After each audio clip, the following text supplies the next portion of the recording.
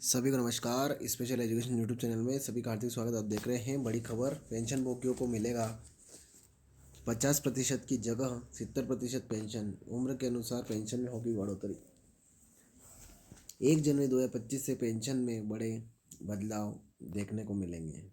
EPS 95 pension भोगियों को किसी भी बैंक से पेंशन निकालने की सुविधा मिलेगी।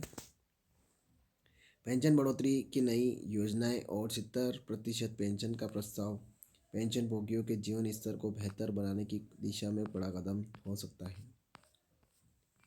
इसमें EPS 95 पेंशन धारकों के लिए सुधार, पेंशन बढ़ोतरी की योजनाएं और अंतिम बेसिक वेतन का 70% पेंशन की बहाली जैसे कई महत्वपूर्ण पहलुओं पर चर्चा की जा रही है। यह बदलाव पेंशन भोगियों के अधिकारों को मजबूती प्रदान करने और उनकी जीवन शैली को बेहतर बनाने की दिशा में एक बड़ा कदम होगा। पेंशन एक संवैधानिक अधिकार। केरल हाई कोर्ट ने हाल ही में अपने एक ऐतिहासिक फैसले में स्पष्ट किया है कि पेंशन एक संवैधानिक अधिकार है जिसे किसी सरकार की इच्छा पर निर्भर नहीं होना चाहिए। यह अधिकतर संविधान द्वारा प्रदत्त है और वित्तीय कारणों का हवाला देकर इसे रोका नहीं जा सकता। हाई कोर्ट ने यह भी कहा कि पेंशन भोगियों को लाइफ सर्टिफिकेट जमा न करने के कारण उनकी पेंशन से वंचित नहीं किया जा सकता है। इसके लिए एक मानवीय दृष्टिकोण अपनाते हुए निर्देश दिया है कि बैंक अधिकारी खुद पेंशन भोगियों के घर जाकर सत्यापन करेंगे और लाइफ सर्टिफिकेट जमा करेंगे। यह फैसला विशेष रूप से उन वृद्ध पेंशन भोगियों के लिए राहत लेकर आया है जो अपनी स्वास्थ्य समस्याओं के कारण बैंक जाने में असमर्थ होते हैं। EPS 95 पेंशन धारकों के लिए राहत। EPS 95 पेंशन धारकों के लिए यह नया साल खास होगा। 1 जनवरी 2025 से EPS 95 पेंशन धारक किसी भी बैंक शाखा से पेंशन निकाल सकेंगे। इसके लिए मौजूदा पेंशन सिस्टम को अपडेट का CPPS सिस्टम में बदल दिया गया है।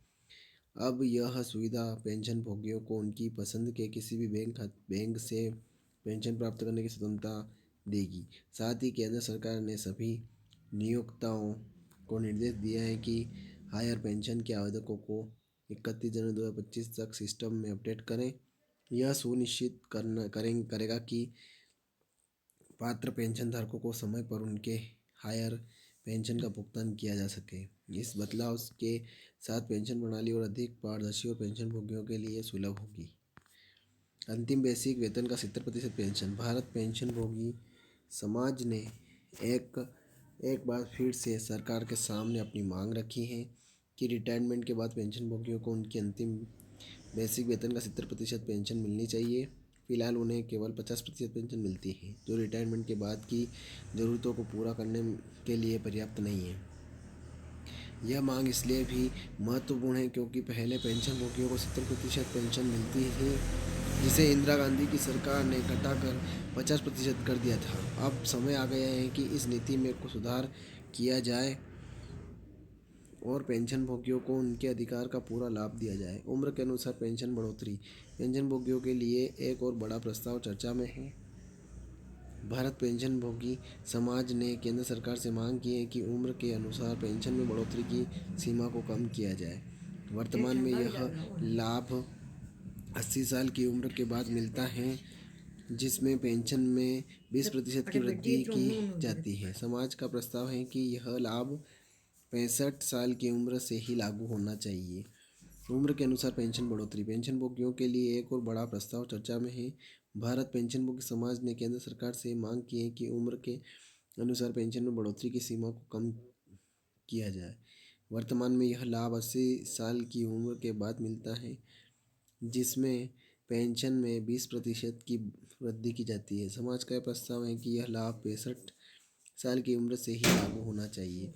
65 साल पर पेंशन में 5% बढ़ोतरी, 70 साल पर 10% बढ़ोतरी, 75 साल पर 15% बढ़ोतरी।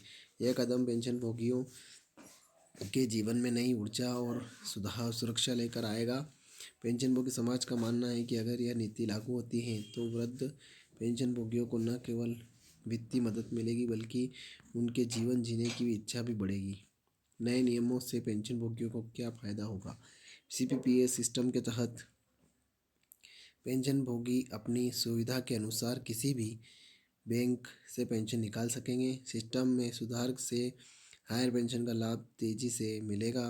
उम्र के अनुसार पेंशन बढ़ोतरी से पेंशनभोगियों के वित्तीय बोझ में कमी आएगी। बैंक द्वारा घर पर सत्यापन करने से पेंशनभोगियों को सहूलियत मिल होगी। तो ये खबर थी। ज़्यादा ज़्यादा शेयर करें, लाइक करें, कमेंट करें आपको खबर कैसी लगी। और आप मेरे चैनल पर नए हैं तो चैनल को सब्सक्राइब जरूर करें। जय हिंद, जय भारत।